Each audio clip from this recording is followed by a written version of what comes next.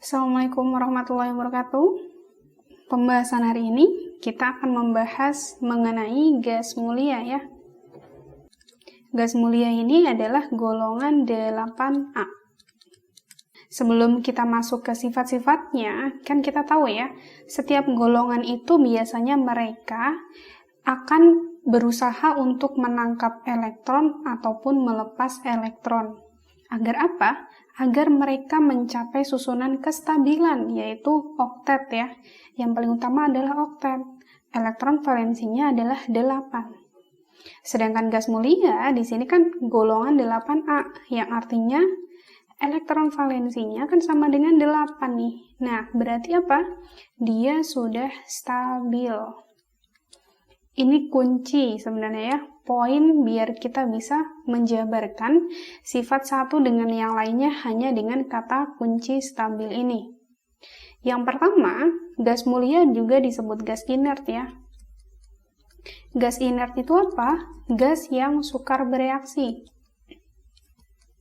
Sukar bereaksi. Karena dia sudah stabil. Kalau sudah stabil kan sukar buat bereaksi dengan yang lainnya gitu ya. Sekarang kita masuk ke sifat-sifatnya. Sifat gas mulia. Yang pertama, coba kita bayangkan ya. Tadi kan gas mulia itu sudah stabil. Nah, yang pertama kita hubungkan dengan energi ionisasi. Jika dihubungkan dengan energi ionisasi kan energi yang dibutuhkan untuk dia terionisasi atau untuk melepaskan elektron. Kalau misalnya di sini gas mulia kan udah stabil nih. Kalau udah stabil berarti kan dia tidak butuh untuk menangkap maupun melepas elektron. Jadi ketika dihubungkan dengan melepas elektron, maka gas mulia ini akan sukar melepas elektron. Sukar melepas elektron. Akibatnya apa? Ketika dia sukar melepas elektron, maka energi yang dibutuhkan untuk melepas elektron dari anggota gas mulia ini akan sangat besar. Berarti energi ionisasinya sangat besar. Kenapa sangat besar? Karena golongan gas mulia ini sukar melepas elektron. Nah, dapat nih. Sifat pertama dengan kata kunci stabil. Kita hubungkan lagi coba dengan sifat yang kedua. Sifat yang kedua setelah energi ionisasi kita hubungkan dengan elektronegativitas. Elektronegativitas. Kita coba terjemahkan di sini. Elektronegativitas berarti kan kecenderungan suatu atom atau unsur untuk membentuk ion negatif. Ion negatif itu apa? Berarti dia kemampuan untuk menangkap elektron. Nah, coba kita hubungkan lagi. Kan tadi gas mulia itu sudah stabil, berarti stabil apa? Tidak butuh menangkap elektron maupun melepas elektron. Jadi ketika dihubungkan dengan elektronegativitas, berarti kan dia tidak punya elektronegativitas atau tidak punya kemauan untuk menangkap elektron. Berarti di sini elektronegativitasnya sama dengan 0. Karena apa? Karena sudah stabil gitu ya. Dapat sifat yang kedua. Kita hubungkan lagi dengan sifat ketiga. Setelah elektronegativitas, coba kita hubungkan dengan kereaktifannya. Dia tadi sudah stabil. Kalau sudah stabil kan berarti dia susah buat bereaksi dengan yang lain, susah buat nyampur dengan yang lain. Makanya ketika dihubungkan dengan kereaktifan kan sama aja nih berarti. Gas mulia kan tadi sukar bereaksi, berarti kereaktifannya sangat rendah. Lalu ada nggak sih kemungkinan gas mulia ini bereaksi? Ada. Ketika kita bandingkan antara sesama saudara gas mulia. Gas mulia di sini kan ada heboh negara Arab karena serangan ranjau. Ini keluarga gas mulia di sini ya. Ketika dihubungkan dengan kereaktifannya, dia semuanya itu sangat rendah.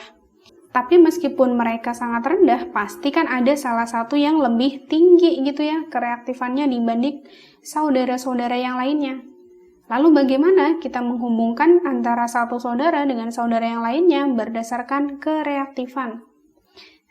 Coba kita ingat-ingat masalah jari-jari atom.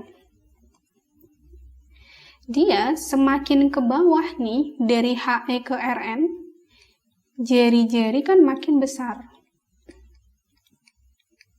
Ketika jari-jari makin besar nih, kita bayangin, ketika kita punya jari-jari, misal di sini cuma ada satu kulit, dengan yang mempunyai 3 kulit misal.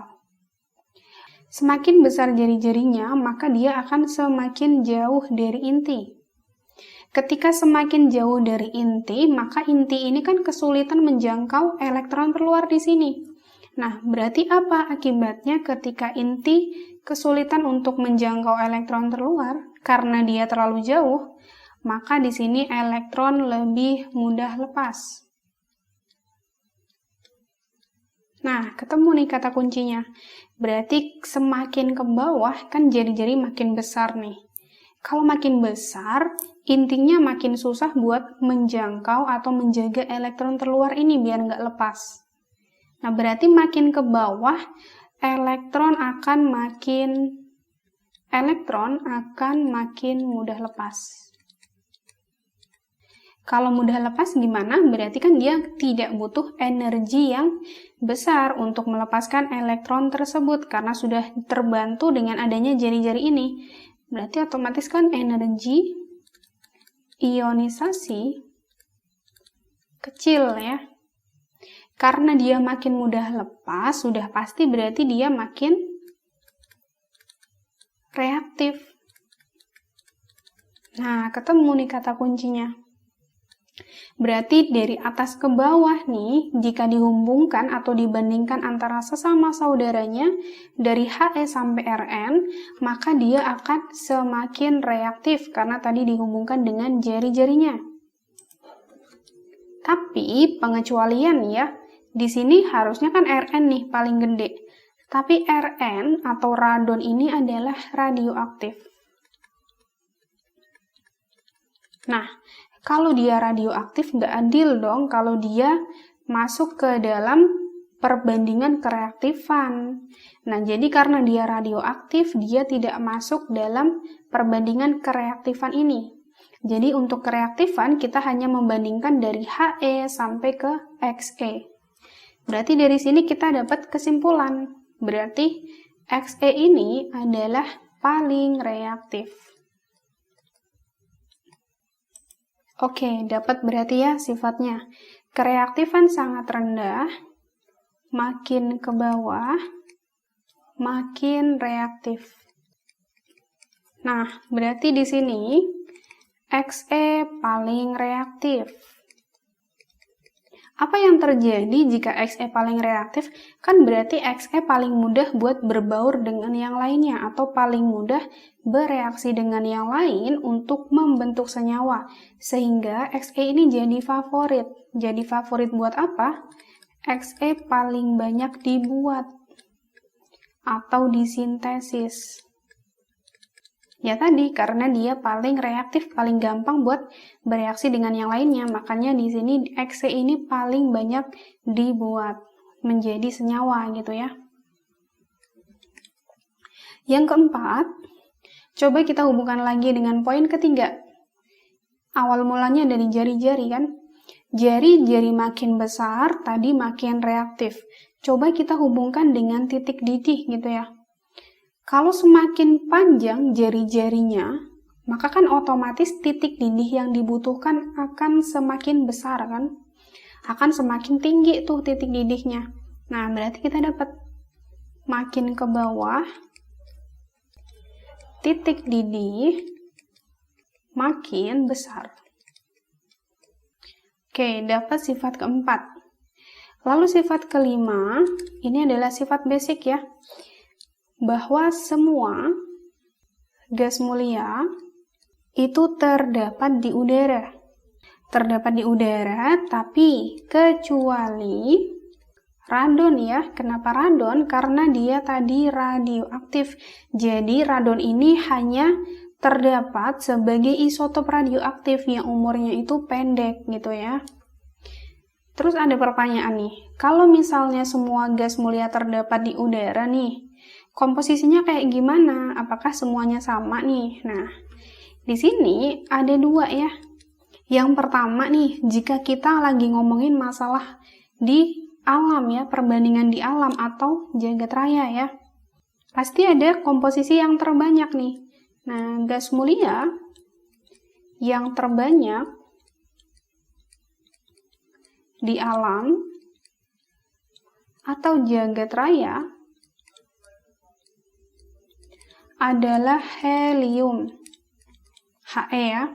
Jika kita ngomongin gas mulia terbanyak yang ada di alam atau jagat raya ya berarti helium. Yang kedua, jika kita ngomongin gas mulia yang paling terbanyak di atmosfer atau udara, maka jawabannya adalah argon. Berarti ada dua nih. Kalau misalnya ngomongin masalah di alam atau jagat raya, itu yang paling banyak helium. Kalau ngomongin di atmosfer atau udara, itu yang paling banyak adalah argon. Berarti sebenarnya simpel kan, untuk sifat dari gas mulia ini sebenarnya kalian cukup pegang kata kunci ini, stabil. Dari kata stabil kita dapat sifat energi ionisasi, elektronegativitas, kereaktifan. Kereaktifan ini juga dari jari-jari, lalu titik didih juga dapat nih dari jari-jari gitu ya. Jadi tidak perlu banyak hafalan, cukup dipahami. Karena kan ilmu adalah sesuatu yang dipahami, bukan hanya dihafal gitu ya. Selanjutnya, ini ada tambahan nih. Ada tambahan nih untuk kegunaannya. Kegunaan yang pertama, jika dihubungkan dengan helium atau He ya, maka dia bisa untuk pengisi balon udara. Pengisi balon udara. Yang kedua, dia juga bisa sebagai pengisi bola lampu pijar. Yang ketiga, dia juga bisa sebagai campuran dengan hidrogen. Jadi dia helium dicampur dengan hidrogen untuk menyelam. Yang kedua, ada neon atau Ne. Neon atau Ne ini kegunaannya adalah sebagai cairan pendingin. Cairan pendingin pada reaktor nuklir. Nah, khusus untuk Ne ini, kalau dia sebagai cairan dingin, maka ini khusus untuk Ne yang bentuknya sebagai cairan gitu ya. Yang ketiga adalah argon atau Ar. Argon ini fungsinya sebagai pengisi bola lampu listrik atau yang biasa kita kenal sebagai bohlam. Yang keempat ada kripton atau Kr. Dia digunakan sebagai fotografi kecepatan tinggi. Yang kelima ada xenon atau Xe. Dia digunakan untuk membius pasien. Yang keenam terakhir adalah radon atau Rn. Karena dia sifatnya radioaktif, makanya kan dia akan memancarkan sinar ya. Nah, sinar radioaktif yang dipancarkan ini dimanfaatkan untuk terapi penyakit kanker. Oke, mungkin sekian saja untuk penjelasan dari gas mulia. Untuk selanjutnya kita akan membahas seputar halogen, seputar alkali, alkali tanah, dan reaksi-reaksinya. Semoga bermanfaat.